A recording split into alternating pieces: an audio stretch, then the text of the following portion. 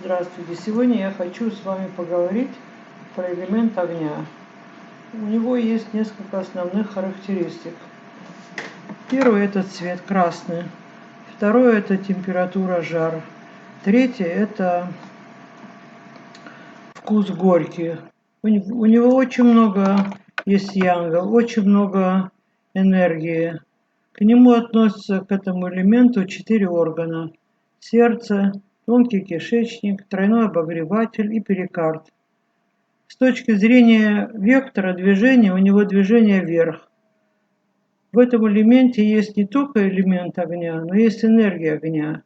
Это важно для того, чтобы понять, как лучше усилить элемент огня у наших пациентов, когда он у них нарушен, когда нет равновесия в элементе огня.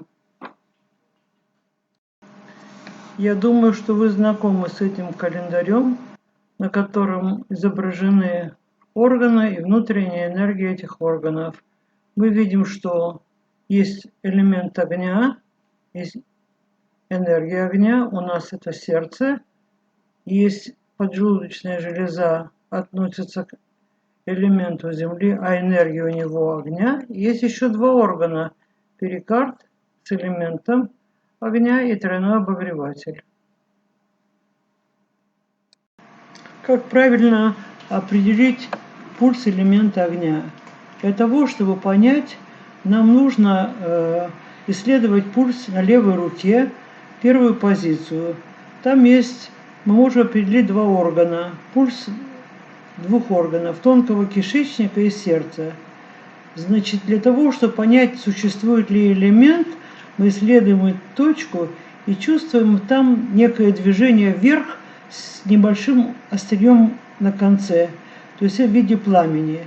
Теперь для того, чтобы почувствовать энергию огня, нам нужно исследовать пульс сердца. Когда мы исследуем пульс сердца, мы чувствуем, что эти характеристики огня более выражены в точке сердца, нежели вообще в элементе огня. В элементе он выглядит более такой сконцентрированный, а в точке сердца он более легкий, подпрыгивающий, и мы видим вот этот язычок пламени, который выходит из сердца.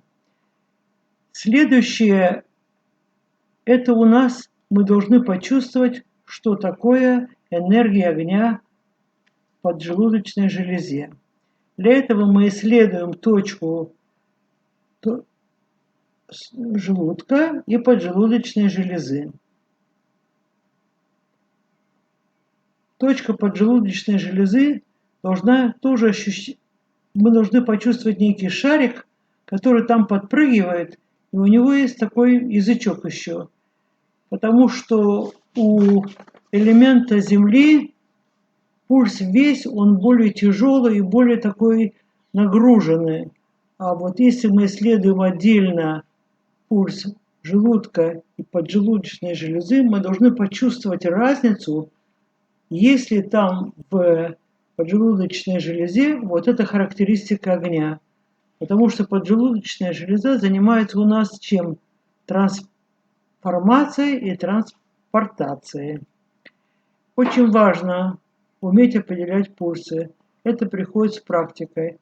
Надо точно знать, чем отличается пульс огня от земли, от воды, от дерева и от металла.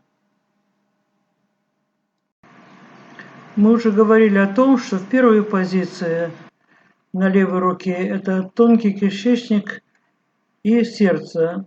Это пульс элемента огня. Тройной обогреватель и перикард тоже относятся к элементу огня, но они больше характеризуют янг почек.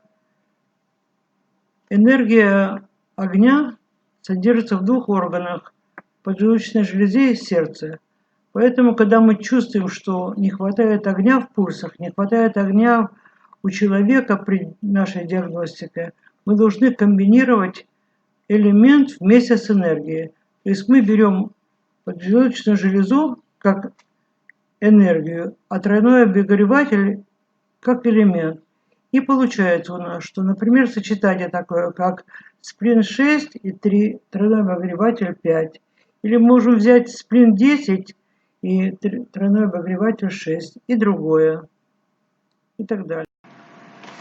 Когда мы применяем это правило, когда у нас есть следующие проблемы: нарушение пищеварения, когда у нас ментальные проблемы, когда есть стагнация в плоскости таинь, когда мы чувствуем, что есть холод в легких, когда есть холод в желудке, когда не хватает огня в сердце, когда не хватает огня янга в сердце и так далее.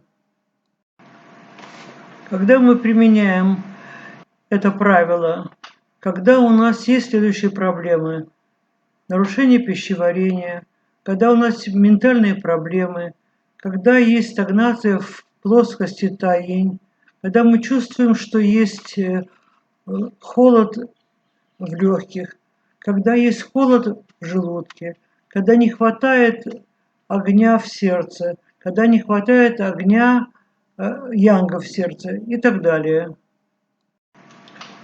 Но не следует одновременно использовать точки поджелудочной железы и сердца, потому что если они оба не сбалансированы, то может быть такой эффект, что сильный элемент будет усиливаться, а слабый будет ослабевать.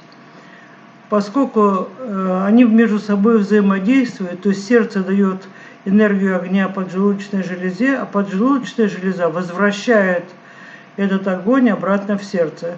Поэтому для того, чтобы сбалансировать элемент огня, нужно пользоваться энергией и элементом огня. То есть никогда не использовать только элемент или только энергию, так как эффект от этого будет намного слабее. Спасибо за внимание.